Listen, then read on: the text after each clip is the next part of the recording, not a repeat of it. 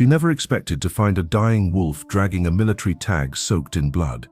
She never imagined that tag would unlock a secret buried deep in the snow, one that could expose an illegal government experiment, reveal her father's hidden past, and bring the world to its knees.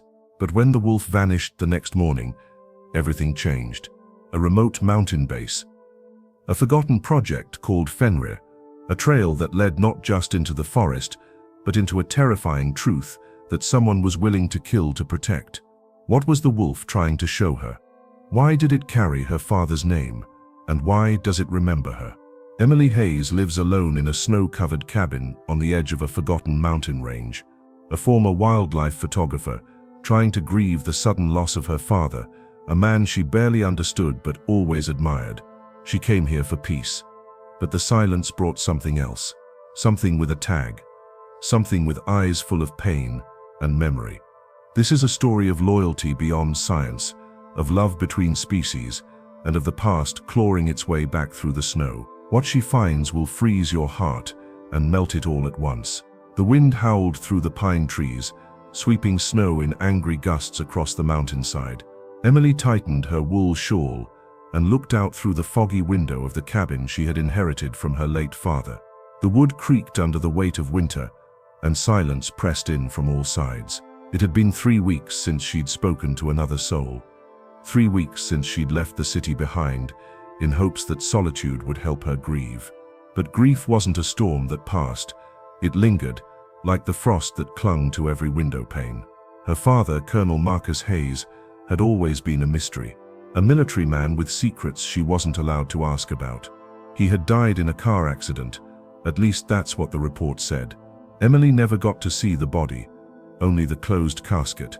And now she was here, in the mountains he once called home, trying to find pieces of a man she never truly knew. She spent her days hiking nearby trails, taking photographs of frozen trees and the occasional elk in the distance, anything to keep her mind busy.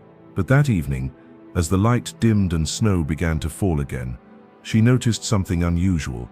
Deep tracks in the snow, just outside her barn. Not boot prints, not deer, something larger, heavier, and limping. Her breath caught. Something or someone was out there, watching, or maybe waiting.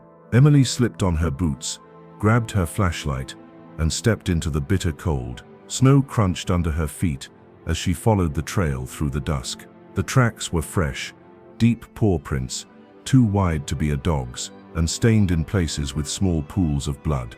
Her heart pounded as she moved closer to the barn. A low sound, barely a whimper, echoed from inside. Weak and breathless, she pushed the door open slowly, every hinge groaning like a warning. Then she saw it. In the far corner, collapsed in a heap, was a massive grey wolf. Its fur was matted with blood and ice, one of its hind legs dragging behind it unnaturally. Its sides heaved with shallow, strained breaths. But what froze her wasn't the size or the condition of the animal. It was what hung from its neck. A chain. And on that chain, a cold metal tag, glinting in the faint light. It looked exactly like her father's military dog tag. She inched forward, torn between fear and disbelief. The wolf's eyes opened, not wild or feral, but calm, intelligent, like it was waiting for her. Emily stopped a few feet away, trembling. The tag clinked softly as the wolf raised its head, and then slowly, painfully, it tried to move toward her. Not away, toward. Every instinct screamed to run, but something deep inside her whispered, "Stay." Emily didn't move. The snow melted on her shoulders as she stood frozen in the barn doorway, watching the wolf drag its wounded body an inch closer before collapsing again. Its eyes met hers, piercing, weary, and somehow familiar. Not in a way that made sense, but in a way that struck something deep within her chest. She had spent years photographing animals, studying their behavior. But this was different. The wolf wasn't acting on fear or survival. It was looking at her like it knew her, like it remembered something she didn't. Her breath trembled in the cold as she stepped closer, slowly kneeling beside it. The wolf didn't growl, didn't flinch. It only let out a low, pained breath as she reached toward the metal tag. Her fingers brushed it, rough, ice cold, and worn down. The engraving was faded, but she could still make out part of a name. Hayes, her father's last name. Her last name. She staggered back, heart pounding in her throat. It couldn't be. This was impossible. Her father had died in a car crash. The military said nothing else. No details, no follow-ups, just silence and a folded flag. But now, staring at the tag, at this wolf lying quietly beside her, a terrifying thought slipped into her mind. What if her father didn't die by accident? What if this animal had seen what truly happened? That night, Emily couldn't sleep.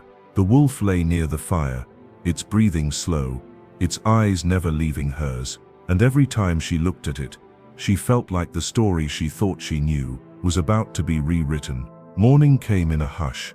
The storm outside had calmed, but inside Emily's chest, the winds were still howling. She sat at her small wooden table, the metal tag lying in front of her, now cleaned and glinting faintly in the pale morning light. Her fingers traced the engraving again. Hayes, followed by a string of numbers that looked like coordinates. She'd barely slept, her mind looping through memories of her father, searching for any clue, any moment that could tie him to this a wolf with his name. She pulled her laptop closer and punched the coordinates into a mapping tool. Her pulse spiked when a location popped up, deep within the Blackridge Forest, a stretch of wilderness officially marked as restricted military land. Emily blinked, stunned. That forest had always been a mystery, filled with rumors of old bases, strange lights, and locals who refused to go near it. Her father used to tell her bedtime stories about that place. But were they stories or warnings? The wolf stirred behind her, wincing as it tried to shift. Emily turned, their eyes met again, and in that moment, she knew this wasn't random. It hadn't just wandered into her life by accident, it had come for her. With this tag, with this message, the question wasn't whether she would follow the trail. The question was whether she was ready for what she'd find. Emily placed a bowl of warm broth beside the wolf and slowly lowered herself to the floor across from him. She didn't expect him to eat, not after what he'd been through, but to her surprise, the wolf leaned forward, weakly lapping at the liquid. His eyes never left hers. There was a gentleness in him that didn't match his size or his wild nature. Something human, something broken. Emily had always believed animals could sense emotion, but this went deeper. It was as if the wolf could feel her grief, her questions, her fear, and somehow in his silence, he was answering back. She spoke softly, not knowing why, maybe to comfort him, maybe to comfort herself. "I don't know what you are, or why you came to me," she whispered, voice cracking, "but if you knew him, if you knew my father, I need to know everything." The wolf shifted closer, resting his heavy head near her knee. Emily didn't pull away. Instead, she reached out and gently laid her palm on his fur. It was coarse, damp and trembling under her touch. And for the first time since the funeral, the tears came. Not the kind she could hide, the kind that stripped her bare, the kind that only made sense in the presence of someone, or something that understood without needing words. Somewhere in the corner of her heart, a wall began to crack, and that crack whispered one haunting thought she couldn't shake. This wolf wasn't here by accident. He had come to take her somewhere she wasn't meant to go, but could no longer avoid. The next morning, the air felt wrong. Too quiet, too still. Emily stirred awake from a restless sleep. The blankets tangled around her legs. She blinked into the soft morning light streaming through the windows, and immediately sensed something was off. Her heart tightened. The barn. She hurriedly pulled on her boots and rushed outside, the snow crunching beneath her feet as she crossed the short path. The door was slightly ajar, her breath fogged in the cold air as she pushed it open. The inside was empty, completely empty. The blanket she had laid out was still there. The bowl she'd left was overturned, but the wolf was gone. No paw prints, no trail, nothing but a faint stain of dried blood and a silence that echoed in her ears like a scream. Panic surged through her. He couldn't have just walked away, not with that injury, not without a trace. Emily ran back to the house and grabbed the military tag. She clutched it tight in her fist, staring down at the coordinates she had jotted in her notebook the night before. Her gut twisted. Had he gone back there? Was he leading her towards something, or had someone taken him? She didn't know, but something inside her, something deeper than logic, said she had to go. Whatever this was, coincidence, fate, or something far stranger, it had found her for a reason, and now it was her turn to follow. Into the woods, into the unknown, toward a truth too big to stay buried. Emily packed fast, almost mechanically: water, protein bars, flashlight, gloves, an old hunting knife her father had left in a drawer she never dared open until now. The coordinates burned into her mind, drawing her forward like a silent command. She marked the location on her map and traced the route, deep into Blackridge Forest, through terrain she had never explored, into an area the government had long declared off-limits. But if that's where the wolf had gone, if that's where her father's name had somehow ended up, she couldn't stay behind. Not anymore. The forest greeted her like an open mouth, wide, silent, and waiting. The air turned colder, the deeper she went, the snow thicker, heavier on her boots. Pine trees loomed overhead like sentinels, and crows called out now and then, breaking the stillness with their jagged cries. Emily checked her compass and kept walking. Hours passed, her limbs ached, and her breath came in hard bursts, but she didn't stop. And then she saw it: torn canvas, rusted debris scattered along the path, a piece of a military ration kit, a shattered radio half buried in snow. More prints, not just paws but boot treads, old and sunken. Her skin prickled. Someone had been here, not recently, but long enough ago to make it feel like a grave. Still she moved forward. The trees grew tighter around her. The silence returned, and in that silence, something watched, something remembered. Emily crested a ridge, just as the sun began its slow descent, painting the snow in bruised shades of purple and gray. That's when she saw it, barely visible through the branches, a perimeter fence half buried in frost, its once electrified wires now rusted and sagging. The government signage was faded, the red letters almost unreadable. Restricted access, federal property, no entry. A gust of wind rattled the metal frame, a sound that felt more like a whisper than a warning. She stepped through a section where the fence had snapped, vines and branches tangled in the wire. The landscape beyond was strange, unnaturally flat, trees spaced out like something had once cleared them by force. And then ahead, the skeletal remains of buildings emerged from the snow. Low concrete structures, broken glass, a communications tower that leaned at an unnatural angle. It was a military base, no doubt about it, but it had long been left to rot. Emily felt a shiver that had nothing to do with the cold. Every step she took echoed in the stillness, like the earth beneath her was listening. Inside one building, she found faded maps, rusted filing cabinets, and overturned chairs. The place had been abandoned in a hurry, but it wasn't empty. On the wall, scratched in with something sharp, was a single word: Fenera, and beneath it, smeared like it had been dragged by a hand that couldn't hold on, claw marks. Deep, fresh, something had survived. Emily backed away from the claw marks, her breath catching in her throat. The room was colder now, or maybe it only felt that way, because something about this place chilled her deeper than the wind ever could. She turned slowly, scanning the dim corners of the bunker-like room. Dust floated in the still air. A single fluorescent light above her flickered, buzzed, then steadied. Somewhere far off, a faint metallic clang echoed, too distant to be a collapse, too deliberate to be ignored. She moved carefully into the hallway. Rusted doors lined the walls, many of them hanging from their hinges. Broken signs labeled Specimen Containment, Observation Wing, and Biotesting Lab left her stomach in knots. Whatever had happened here, it hadn't just been military. It had been experimental. She stopped at an office door with its window shattered and pushed it open. Inside, a stack of damp, yellowing files sat on a steel desk. She opened the top one and froze. A photograph slipped out, a black and white image of a man in uniform crouched beside a small wolf pup. The pup wore a prototype version of the same tag now in Emily's pocket.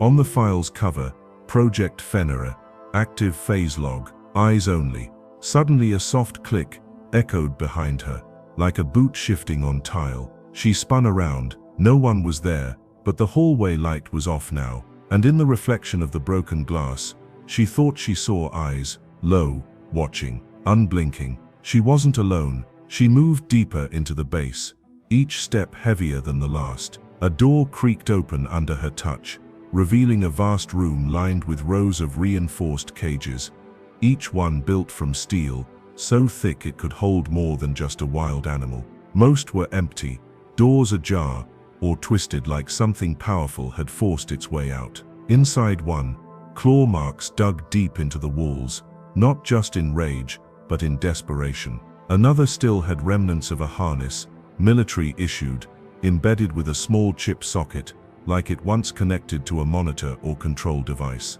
Emily's stomach turned. The floor was stained in places, some dark and long dried, others still faintly smeared, as if whatever happened here hadn't been that long ago. She crouched beside one cage and found a collar with faded lettering, X9. She remembered the files in the office. Specimen X9, was that the wolf? The realization sat in her chest like ice. These weren't just training animals. These were engineered assets, altered, manipulated.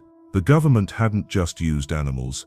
They had tested them, changed them, and maybe abandoned them when it went wrong. Her breath caught as she turned to one final cage, much larger than the others, door welded shut. On its outer wall was scratched the word, remains. And then she heard it, just barely beneath the floorboards. A deep, low growl, not angry, not wild, familiar.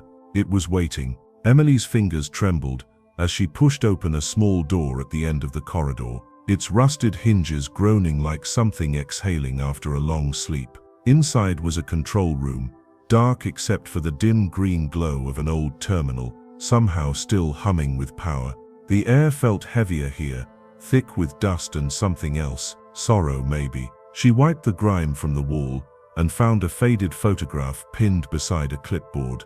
The man in the photo was smiling, crouched beside a wolf pup, hand resting gently on its head.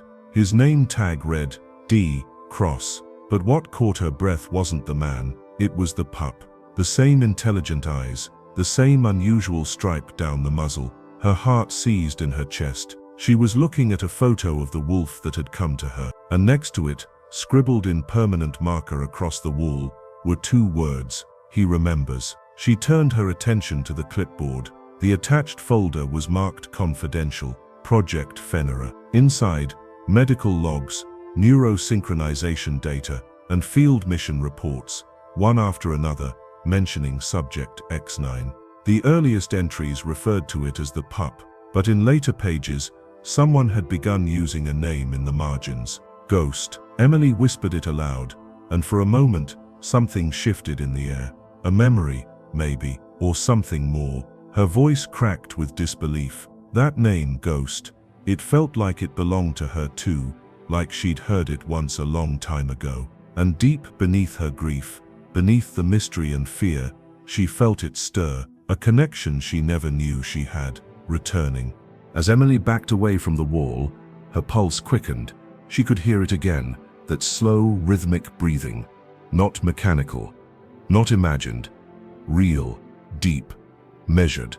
Coming from the far side of the control room, behind a locked maintenance door covered in frost. The kind of sound that doesn't belong in an abandoned facility. The kind that feels ancient and personal. She hesitated only a moment before stepping closer, her hand shaking as she reached for the latch.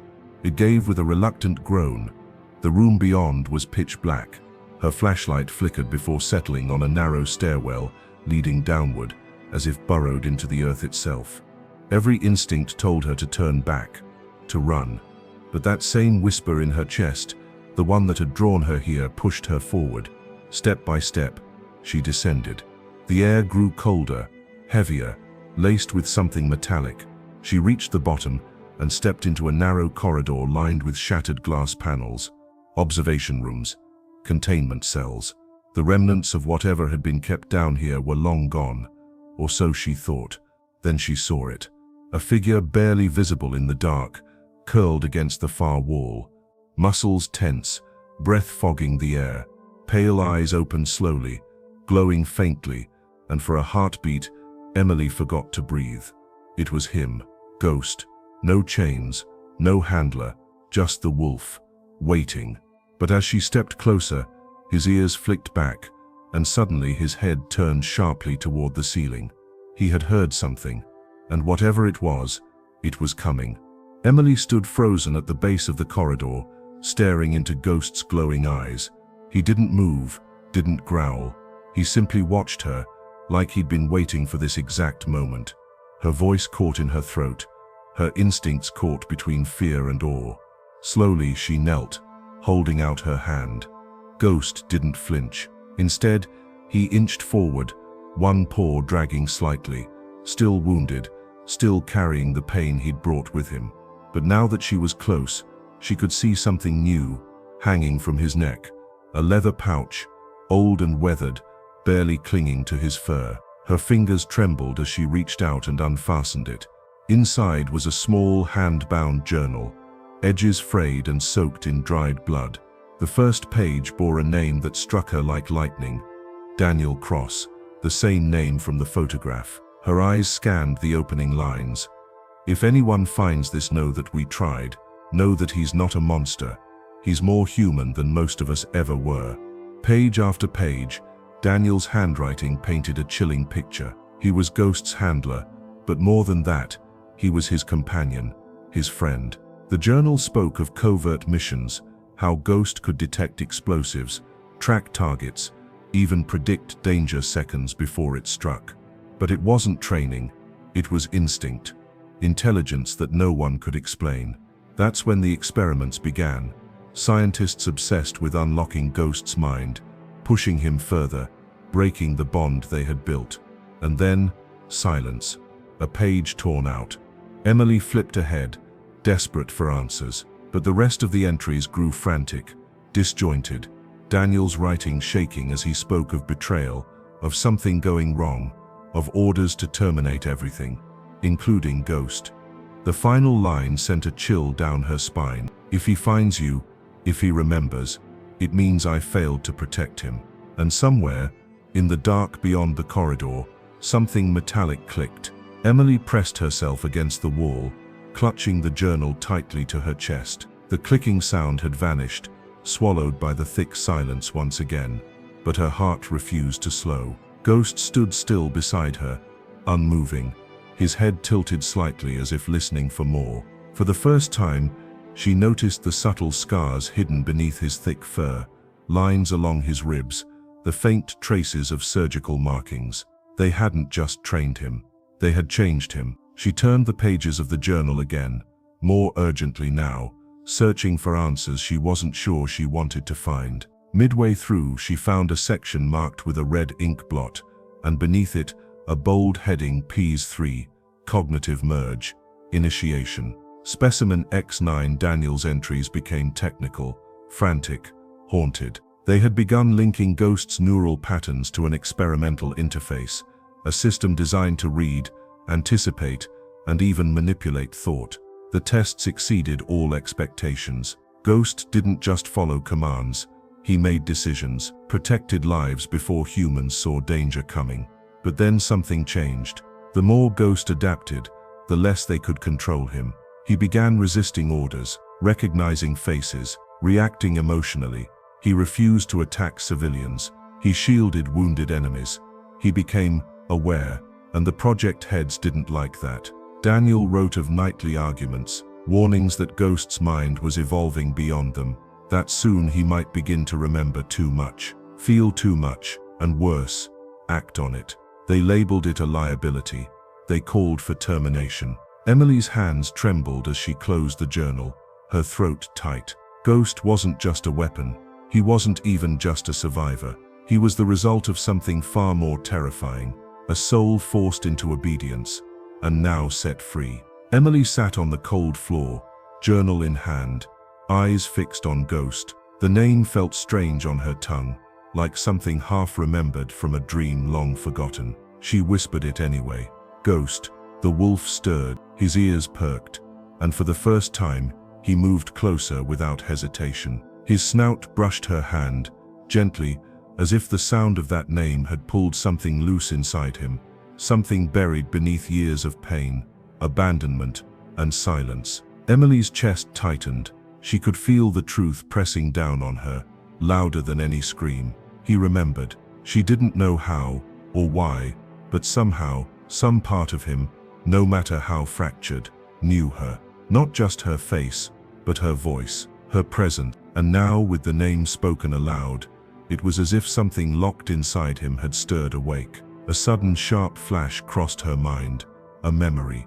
Not from her adult life, but from childhood. Snow, a small wolf pup, her laughter echoing in the woods, her father's voice saying, "He'll protect you one day, Emma, just wait and see." She hadn't thought of that moment in years. It had faded with time, buried beneath the chaos of growing up, and the walls her father built around his secrets. But now it rushed back, vivid and raw. Ghost hadn't come to her by chance. He had come home. Before she could speak again, a faint hum vibrated through the floor. Not natural, not weather, mechanical. Hidden systems awakening. Ghost's head snapped up. And then outside the chamber, a door slammed. Someone else was here. Emily froze, her breath catching in her throat, as the echo of the slammed door reverberated through the underground corridor. Ghost stepped in front of her, instinctively, his body tense, ears pinned back. Whoever had just entered wasn't stumbling around. The footsteps above were too measured, too calm. They weren't lost. They were looking for something, or someone. Her heart pounded. The journal, the files, everything she had just uncovered, wasn't buried anymore. Someone knew she was here, and that changed everything. She stuffed the journal into her backpack, zipping it up quickly. Ghost nudged her leg, a low growl rumbling in his chest, as if urging her to move. She followed him, retracing her steps through the maze of halls, past the shattered cages and claw-marked doors. Every shadow looked like a threat now. Every sound felt amplified. The air grew colder, tighter, like the facility itself was trying to keep her in. As they reached the stairwell leading back toward the surface, Emily saw it, just for a second, a red light sweeping across the wall, a laser, a scanner. They were using drones. She ducked, heart slamming against her ribs. Ghost moved with her, his body low to the ground, eyes fixed ahead. She didn't need to guess who was behind this. The same people who tried to erase Ghost. The same people who lied about her father. They weren't done. They had never stopped watching. And now they were closing in. She wasn't just a trespasser anymore. She was a target. Emily and Ghost burst through the tree line, her lungs burning with each breath of freezing air. Behind them, the forest seemed to close in like a trap. And in the far distance, she could still hear the faint buzz of drone wings slicing through the sky. Snowflakes blurred her vision. But she didn't stop running. She couldn't, not now. Not with the truth strapped to her back and danger closing in. They reached the edge of her father's old cabin just as the wind picked up, howling like a warning through the trees. Ghost stopped suddenly, ears alert, and began circling a patch of snow near the shed behind the cabin. Emily stumbled toward him, watching as he dug furiously at the frozen ground. She joined him, her hands burning as she clawed through the ice, her fingers scraping against something solid metal. A hatch, old and weather-worn, nearly invisible beneath years of snow and moss. She pried it open with her knife and flashlight beam. A rusted ladder led down into darkness. She hesitated for a split second, then descended, Ghost following closely behind her. The air below was stale and cold, but familiar, as the walls were lined with shelves, blueprints, and cabinets filled with dusty files. Her flashlight caught a symbol etched into the wall, the same emblem from the dog tag. This was no ordinary storm bunker. This was her father's secret vault. She turned and saw a sealed steel door with a fingerprint scanner beside it, long powered down. Her heart thudded. He had built this. He had planned for this. And something inside told her he had planned it for her. Emily's fingers brushed across the scanner, more out of instinct than hope. The screen remained dead, the machine long without power. She let out a shaky breath and turned to the room around her. Dust danced in the flashlight's beam. Files sat untouched, sealed boxes stamped with codes she didn't recognize. But as she moved toward a workbench, she spotted a folder resting in plain view. No dust, no signs of time. Someone had left it for her. She opened it slowly, the first page labeled in sharp black ink, Operation Genesis. Classified, Colonel Marcus Hayes, her father's name. Her throat tightened. Line by line, the pieces fell into place. Project Fenrir hadn't been a one-off experiment. It was part of something bigger. Genesis wasn't just about creating loyal animal operatives. It was about creating untraceable guardians, entities bound to specific individuals, human-animal pairs linked through emotional and neural bonds. And then she saw the blueprint, a diagram of a wolf. Arrows pointed to modified brain structures, emotion centers, and something labeled memory anchor points. And beneath that, handwritten in her father's unmistakable scrawl, ghost pair bonded. Transfer successful. Primary anchor, Emily Hayes. Her hands shook as she backed away from the table.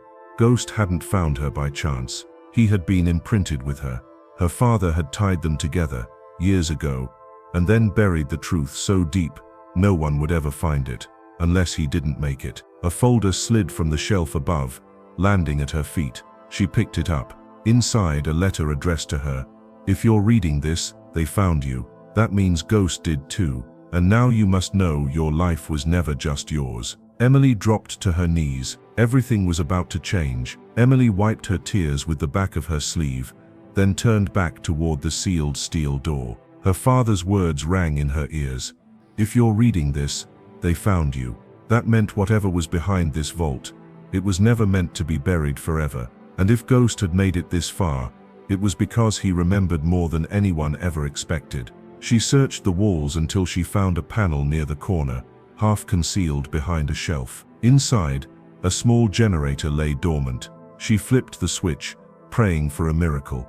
The generator coughed, sparked, and then hummed weakly to life. A faint green light blinked on the fingerprint scanner. She hesitated, then placed her hand against it. A long pause, then click. The door creaked open with the groan of decades. Cold air poured out, carrying the scent of metal, dust and something older, like memories that had been locked away too long. Ghost stepped in first, alert but calm, as if he recognized the place. Emily followed, heart pounding, flashlight beams sweeping the room. There were old computers still connected to each other through thick, yellowed cables, hard drives, maps, and at the center, a single large screen. The dust on it had been recently disturbed. Ghost stopped at the foot of the screen and nudged something with his paw. Emily knelt and picked it up. A flash drive. Taped to it was a note written in her father's handwriting. Final transmission. If she chooses to finish what I couldn't. And underneath it, a file folder labeled simply, Project Fenrir, Truth. With trembling fingers, Emily inserted the flash drive into the terminal. The screen flickered, lines of code racing across before settling into a simple black screen. A video began to play. Her heart seized when her father's face appeared. Not as she remembered him in his last years, distant, tired, but younger, sharp-eyed, and weighed down by something deeper than age. If you're watching this, he began, his voice steady but heavy, then everything I feared has come to pass. You found Ghost, that means they'll come for you next. He looked off camera for a moment, as if second-guessing the choice to record at all. Then he looked back, and this time, his eyes weren't those of a soldier, they were a father's. I never told you the truth, because I thought I was protecting you, but I was wrong. I didn't realize that by trying to keep you safe, I made you a target. You see, Ghost was never just a project, he was a promise. When you were a child, you were different, quiet, sensitive, empathetic. Ghost responded to you in ways that none of our data could explain. You calmed him. He loved you. Emily's throat tightened. She remembered. The pup, the snow, the sense of comfort. We bonded you two for safety, but it grew into something else, something powerful. And when they saw that, they wanted to exploit it. So I ran. I buried the files. I sent Ghost away with instructions only he would understand if anything happened to me. He leaned in closer to the camera. Emily, your connection to him, it's not a mistake, it's the key, and they know that. So whatever you do next, don't trust anyone, only him. He remembers. And now, so must you. The screen went dark, and in the silence, Ghost rested his head on her lap, eyes closed. Emily sat in silence, the final image of her father's face etched in her mind. Her hands moved on their own, reaching into her coat pocket, pulling out the one thing that started all of this, the military tag. She turned it over slowly, eyes scanning the surface again. It wasn't just a name and a serial number.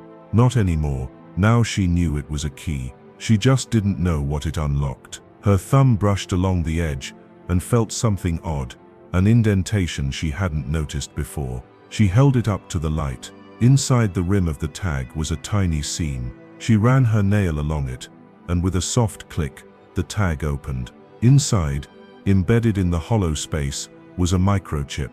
It was unlike anything she'd ever seen.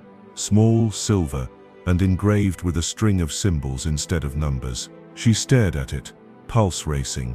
Ghost shifted beside her, rising to his feet, as if he recognized the moment too. Emily placed the chip next to the terminal, and the screen blinked back to life. A map loaded. A topographical image of the mountains filled the display. Trees, ridges, snow paths, but one location was pulsing in red. Echo Point, a small outpost on a narrow peak, completely off-grid. Her father's final data transmission site. She leaned closer. The screen displayed one last message in faded green letters. Transmission protocol armed. Final upload available. She covered her mouth as tears filled her eyes. Her father had planned a broadcast to the world, to expose everything, but he never made it. Now that choice rested on her shoulders, and in the dark, Ghost let out a quiet whine, like he understood what was coming.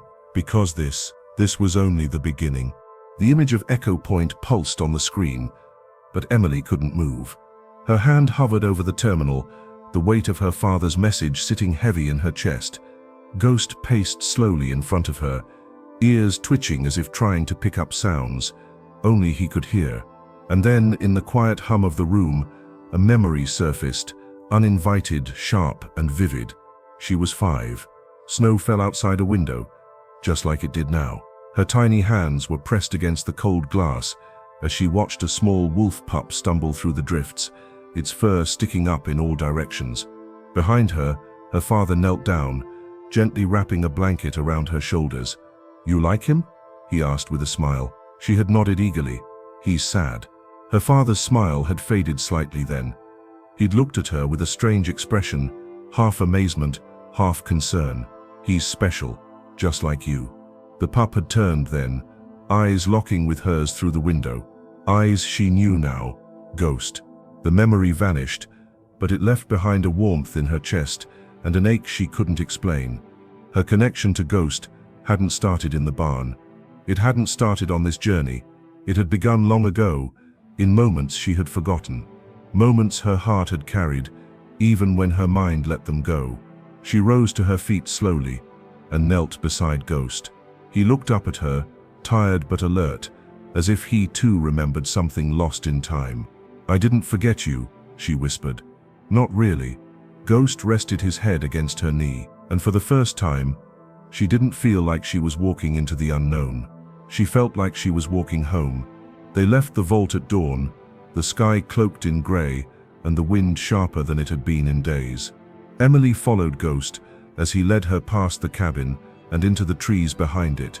Trees she thought she knew. But he moved with purpose, guiding her deeper until the snow began to thin beneath a tall grove of pines. And there, nestled between two roots, was something she had never seen before. A grave. Not a military one, not marked with any official plaque or cross, just a small, smooth stone pressed into the soil, barely visible beneath the frost. Someone had carved into it, crudely but deliberately, MH, no date, no words, just 2 letters. Her father. Emily fell to her knees.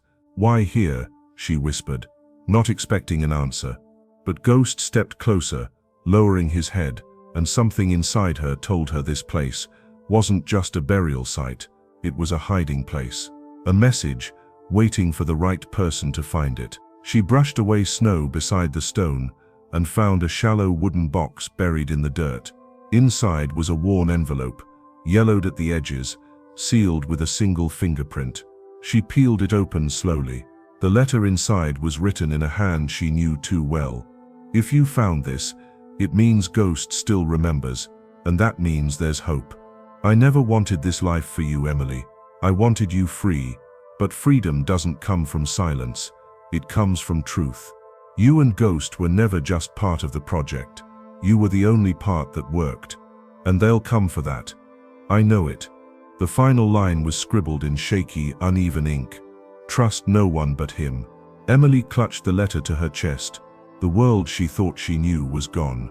Only Ghost remained, and that had to be enough. Snow fell gently now, blanketing the grave in a fresh layer of white, as if to preserve the moment.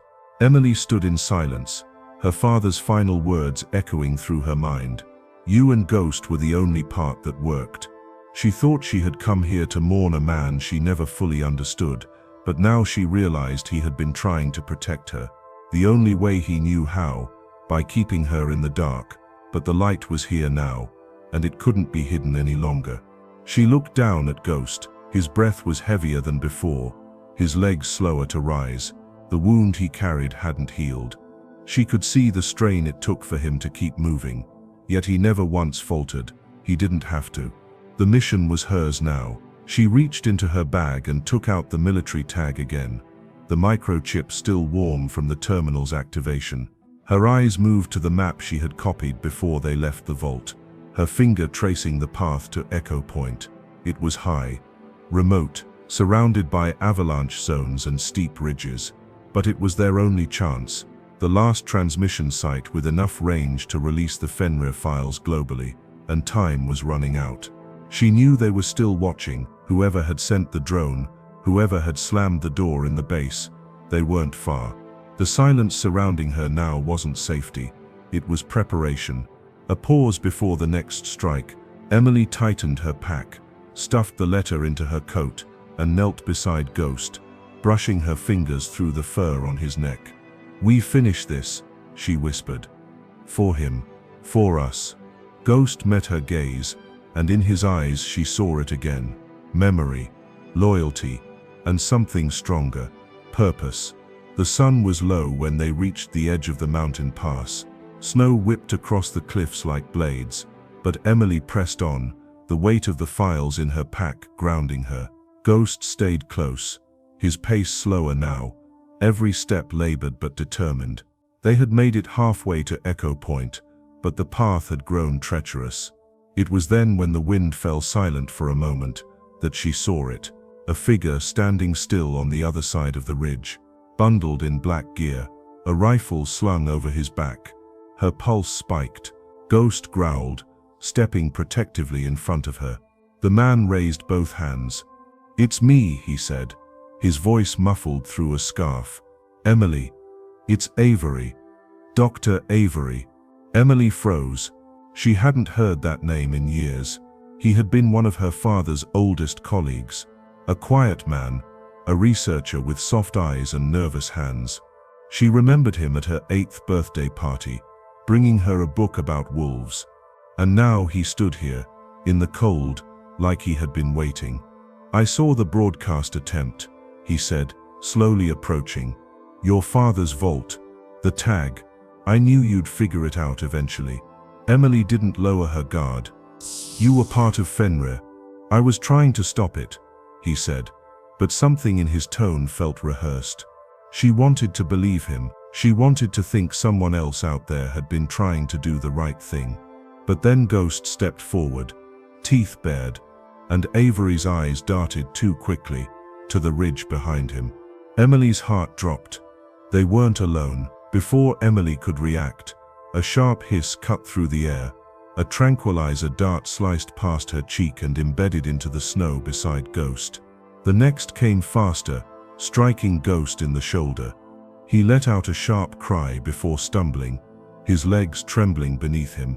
Emily screamed, diving to shield him, but it was too late. Figures emerged from the trees, dressed in white camo, blending perfectly with the snow. Faces masked, weapons drawn. Their formation was practiced, precise, no hesitation. This wasn't a search party, it was an extraction. She turned toward Avery, rage surging in her chest. "You lied." He didn't deny it. "I didn't want it to be this way," he muttered, avoiding her eyes. "But they never stopped watching him. Or you. I warned them it would end badly. They didn't listen. Now I have no choice." "Then why come?" she spat. "To offer you a painless option," he said quietly. "To bring you in without force." But force was already here. They grabbed her by the arms, wrestled her pack away, and zip-tied her wrists. Ghost collapsed beside her, dazed, breathing heavy, but still trying to lift his head. Emily fought against the grip, screaming his name. They dragged her across the snow, separating them. "No, he's not just an experiment. He's alive," she shouted. "He remembers." Avery looked away, guilt written across his face, but not enough to stop what was happening. They shoved her into the back of an armored transport vehicle, and as the doors slammed shut, the last thing she saw was Ghost's eyes blinking slowly, as if saying goodbye. When the blindfold was ripped from her face, the light was harsh, white, and sterile. The air smelled of bleach and metal, too clean for a place built on secrets. Emily blinked against the brightness, her wrists still bound, her clothes soaked from the snow now clinging to her like a second skin. She was in a laboratory, cold steel walls, surveillance cameras in every corner, and behind thick glass walls, cages. They weren't empty. Inside, she saw wolves, 3 of them, pacing restlessly. But these weren't like Ghost. Their eyes were wild, erratic, their bodies twitching like nerves firing out of sync, tubes connected to their necks, metallic ports embedded near their spines. Emily stumbled forward, horror growing in her chest. "They've been upgraded," a voice said behind her. She turned. Avery. He looked tired now, his coat off, badge clipped to his belt. "They kept going after Marcus died. I thought maybe if I cooperated, I could protect the original subjects. But the funding came back. The files you nearly exposed, they want them buried again." Emily's voice trembled. "Where is Ghost?" "He's stable, for now," Avery replied, "but they won't let him live. You've seen too much, and you're the only one he trusts." She moved toward the glass, hands pressed flat against the surface. One of the new wolves lunged at the barrier with a snarl, then fell back, growling to itself. Ghost had never acted like that, because Ghost wasn't created to obey. He was created to love. Emily's heart shattered. They weren't trying to erase Ghost, they were trying to replace him. The door to her holding room clicked shut, leaving Emily alone in the cold steel silence. Her mind spiraled with what she had just seen. Those wolves, those machines in disguise, stripped of everything Ghost had been. She couldn't unsee it, couldn't forget the blankness in their eyes. But it wasn't fear that sat in her chest. It was fury. This wasn't science. It was slaughter dressed in data. A faint scraping pulled her attention to the far wall, where a ventilation grate trembled slightly. She stepped back. Then, without warning, the grate flew open. Out leapt something massive, a blur of muscle and movement. Emily staggered until it stopped before her, crouched and breathing hard. It was a mountain lion, but not wild. Its left eye was replaced with a small lens, softly glowing. Along its spine were faint scars, the same surgical pattern she'd seen on Ghost. For a terrifying second, she thought it might attack, but then it backed away, slow, deliberate, and stared at the door, then back at her. It was waiting. The lock disengaged with a soft beep. Emily didn't hesitate. She followed the lion into the corridor, heart racing. Sirens began to wail, somewhere deeper in the facility. Doors slammed. Shouts echoed. They'd triggered an alarm. As they moved past the lab cages, Emily caught a glimpse through the glass, and her breath caught. Ghost. He was awake, weak but alive. Their eyes met. Even through glass and pain and chaos, he still remembered her. And in that one look, she saw what she needed. They were getting out, together. The mountain lion moved with uncanny precision, almost like it could see paths through walls. Emily followed closely behind, breath ragged, dodging between doorways as red lights flashed and the building groaned under its own alarms. Armed guards shouted down corridors, orders cracking like gunfire. The lion stopped suddenly at a corner, then lunged into a side room. A split second later, a dart zipped past Emily's face, embedding into the wall with a hiss. She dove in after it, heart slamming in her chest. Inside, a storage room held racks of unused collars, tags and tools that made her stomach twist. The lion clawed at a terminal near the wall and growled. Emily rushed to it, her hands flying across the interface, scanning for subject X9. Ghost. Her fingers paused over the release code. One wrong move, and it could alert the whole compound, but one delay could mean losing him forever. She entered the override key. Somewhere in the lab, Ghost's cage unlocked. The mountain lion bolted ahead, leading the way back. Emily followed, ducking under beams, slipping through emergency doors just before they slammed shut. The compound was falling into chaos. Cages opened, panicked staff rushing, shouting, alarms blaring. Through the smoke and confusion, Emily spotted him. Ghost staggered through the hallway, disoriented but moving. The moment their eyes locked, he picked up speed. She ran to him. He collapsed into her arms. Tears blurred her vision, but she didn't stop moving. She pulled his weight against her, the lion circling protectively. They were going to get out, no matter what it took. Snow battered her face the moment they burst through the service tunnel exit, the cold biting deeper than before. Emily's arms were wrapped tightly around Ghost, half carrying, half dragging him as they stumbled into the blizzard. The mountain lion, wounded but still leading, guided them through thick trees and uneven slopes, using instinct and memory where maps would fail. Behind them the world burned.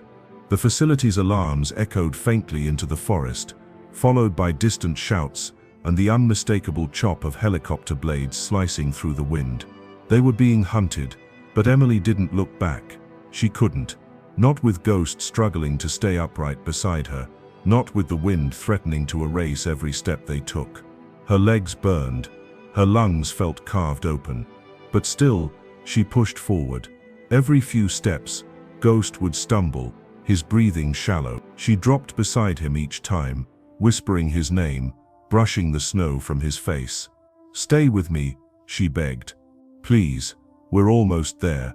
The lion moved to his side, pressing its flank against him to keep him steady.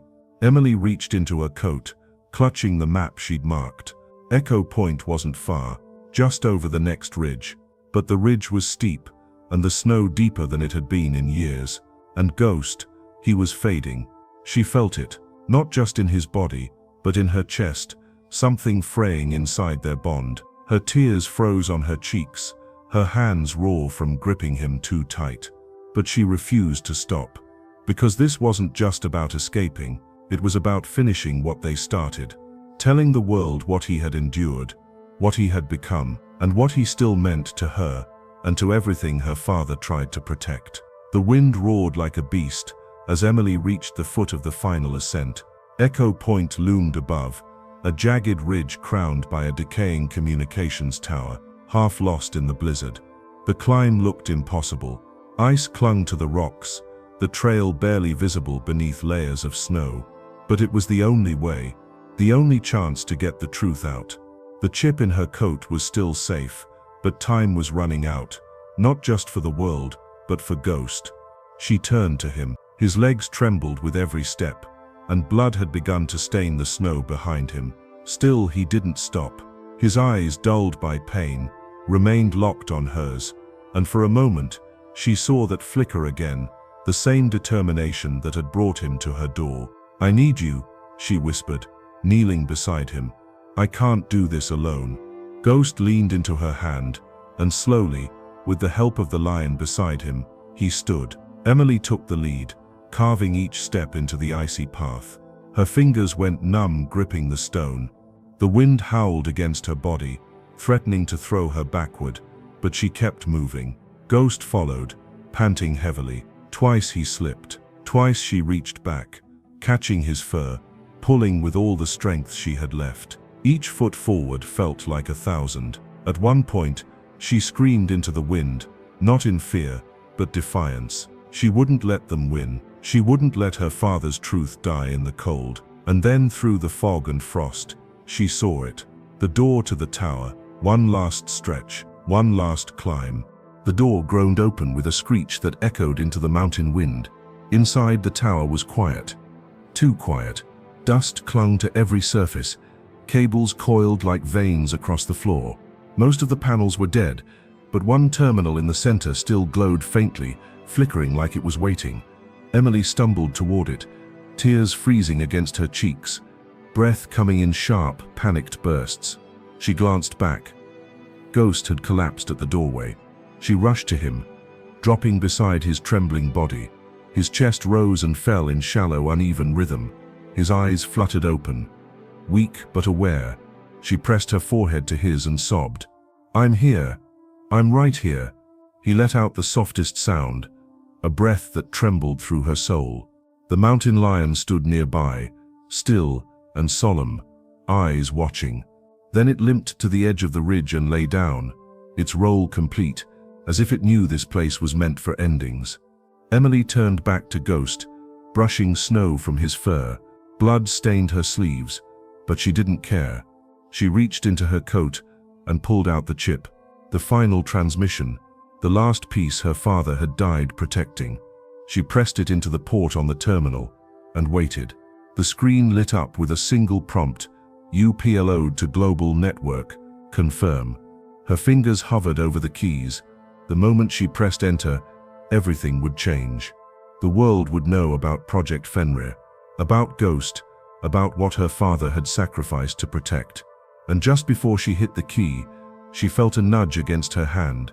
Ghost, using the last of his strength to press her forward, to remind her he came all this way for this, for her, for the truth.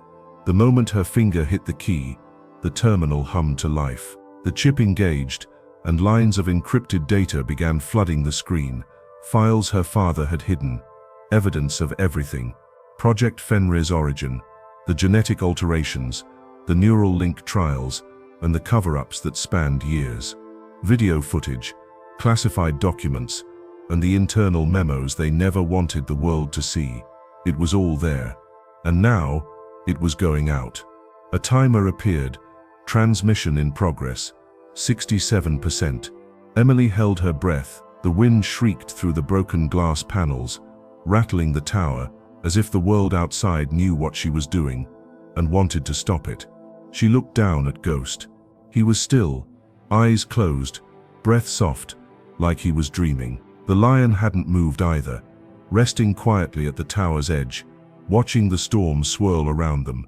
She reached for Ghost's paw and held it. Almost there, she whispered, though she wasn't sure if it was for him or herself. 78%, 84%. A sudden jolt rocked the tower. The signal was being traced. On the screen, a new line of code appeared. Interception detected, but it was too late. The data was moving faster now, multiplying across nodes, pinging off hidden servers. Her father had designed it this way, fail-safes embedded deep in the code. Even if the signal was blocked, it would burst through back doors, reaching news outlets, public archives, independent networks. 98%, and then transmission complete. The screen turned white, then black, then silence. Emily sank to her knees beside Ghost, the wind screaming outside, but inside the tower, it was quiet, peaceful, final. They had done it. They had told the truth. The world reacted like a wound torn open. Within hours, headlines erupted across every major network. Government betrayal. Wolves turned into weapons. The files Emily had released spread like wildfire, passed through hands that had no idea who Marcus Hayes was, but now knew what he'd died trying to stop. Whistleblowers came forward. Protests ignited. Investigations launched from countries that claimed they had nothing to do with Fenrir, but had signed off on its secrecy. Emily watched it all unfold from the foot of the mountain days later, wrapped in a blanket, her hands still raw and bandaged. The authorities had found her when the storm cleared. Helicopters hovering over Echo Point, a recovery team braving the ridge. She had expected handcuffs, silence, vanishing. Instead, they offered help. The world was watching too closely now. Someone had lit a match and set fire to the dark. But she didn't care about the headlines. She cared about the 2 graves she had left behind at the top of the mountain.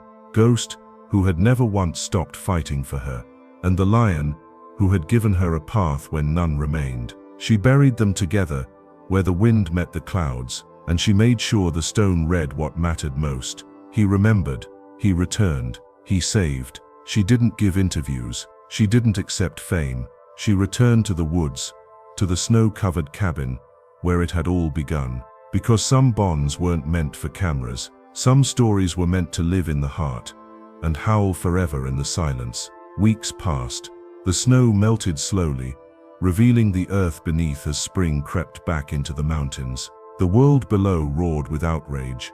Investigations, arrests, names once protected by clearance levels were now spoken aloud in courtroom hearings and late-night news cycles. Project Fenrir had become a symbol, not just of corruption, but of humanity's blind ambition, of the cost of control. But for Emily, none of that noise reached where she had chosen to live. She stayed in the cabin, quiet, alone. She would wake every morning and expect to hear paws padding across the wood floor. She'd glance at the barn and half expect to see that hulking grey figure limping from the trees. But each day passed and the silence remained, until one morning, she stepped outside, coffee steaming in her hand, when she saw them faint, almost erased by the thawing ground. Paw prints, leading from the edge of the woods to her porch, fresh, no signs of a return trail.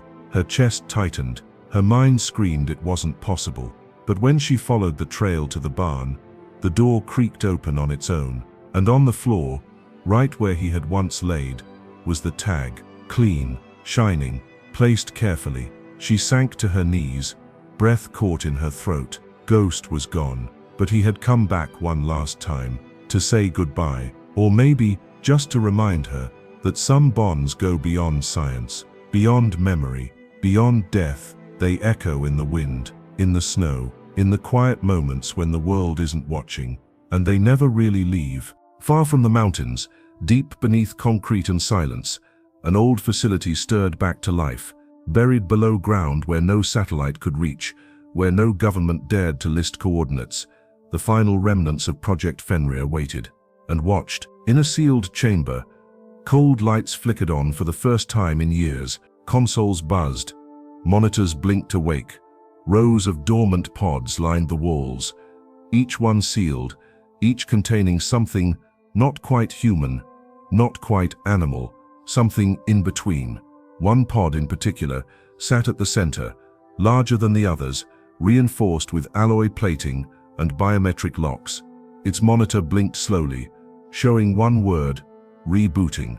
Inside the pod, a figure lay still, not Ghost, not Gyat, another creation, but a new subject born from the data that Emily had tried to erase, cloned from the fragments they had secretly preserved before the base fell.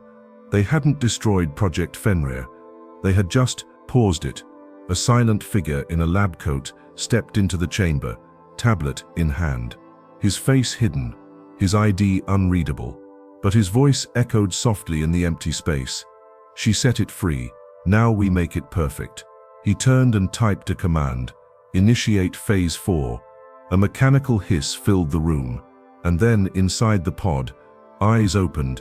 Icy, unnatural, familiar. Not filled with love, not memory, but programming. And for the first time in years, the cold heartbeat of Fenrir began again.